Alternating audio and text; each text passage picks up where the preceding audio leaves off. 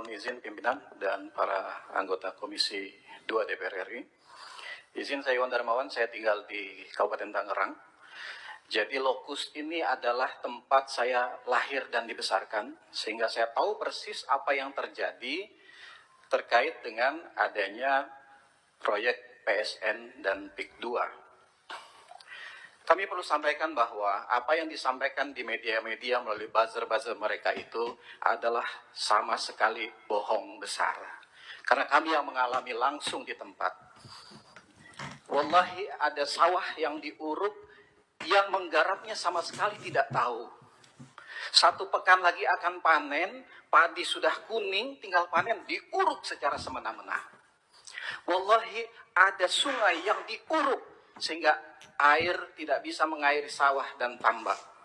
Wallahi ada tambak yang diuruk secara semena-mena. Ada tanah wakaf yang diuruk, dijual semena-mena.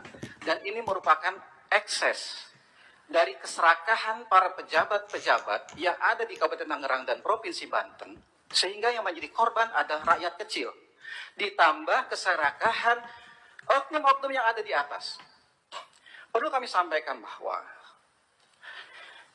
ini terjadi karena adanya prakondisi di mana dibuatlah Perda Kabupaten Tangerang nomor 9 tahun 2020 tentang perubahan atas Perda Kabupaten Tangerang nomor 13 tahun 2011 tentang rencana tata ruang dan wilayah Kabupaten Tangerang tahun 2011 sampai 2031.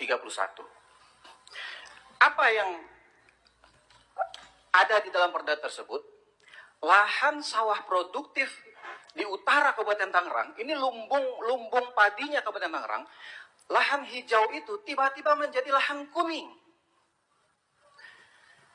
Dan yang menarik, Perda tahun 2020 ini perdanya tahun 2020, tapi baru ditandatangani pada tahun 2022. Patut diduga karena memang sedang menunggu logistiknya turun sampai 2 tahun. Jadi itu ditandatangani 2022.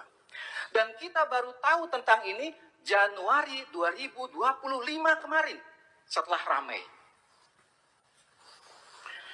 Padahal Perda ini jelas bertentangan dengan Perda Provinsi Banten nomor 5 tahun 2014. Tentang apa? Tentang perlindungan lahan pertanian pangan berkelanjutan. Loh kok bisa gitu Perda Kabupaten Tangerang dibuat, tapi jelas-jelas bertentangan dengan Perda Provinsi. Apalagi kemudian mereka berdalih dengan adanya Perda nomor 1 tahun 2023 Provinsi Banten ini, sehingga mereka merasa di situ ada kesempatan untuk menggunakan ruang laut, memanfaatkan dan seterusnya itu. Padahal putusan MK nomor 85 tahun 2013 sudah jelas mengatakan bahwa perairan laut tidak boleh dimanfaatkan untuk kepentingan komersial maupun pribadi, apalagi terbit sertifikat di atasnya. Dan ketika sertifikat yang sudah dinyatakan oleh Menteri ATR BPN Nusron Wahid bahwa di situ ada sertifikat itu, kita semua tahu bahwa sertifikat itu akan terbit ketika BPHTB-nya dibayar. Pertanyaan kami, itu bayarnya ke siapa? Apakah ke oknum pejabat Dispenda pada saat itu? Ke pribadi kah atau memang masuk ke kas kabupaten?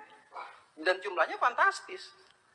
Artinya bahwa ini betul-betul secara sistemik, secara terstruktur, kejahatan kemanusiaan ini dari atas sampai bawah, atau kalau dibolak-balik dari atas sampai bawah itu merata. Dan hari ini, sampai dengan hari ini, rakyat masih terus ditakut-takuti. Sedianya kami juga membawa bahan-bahan dan saksi di lapangan, tetapi mereka sangat ketakutan dan mereka masih sekarang agresif mendatangi pemilik-pemilik lahan. Bayangkan, yang tidak mau menjual dikriminalisasi. Saksinya ada, buktinya ada, orangnya ada. Dan bukan cuma satu, banyak. Kita bisa bayangkan dengan sisi kemanusiaan kita. Pemilik tanah sudah sepuh dalam kondisi sakit dengan selang oksigen dipasang. Dipaksa tanda tangan untuk melepaskan haknya. Dan ada oknum polisi di situ, ada oknum pengacara di situ. Ini apa? Kemana negara?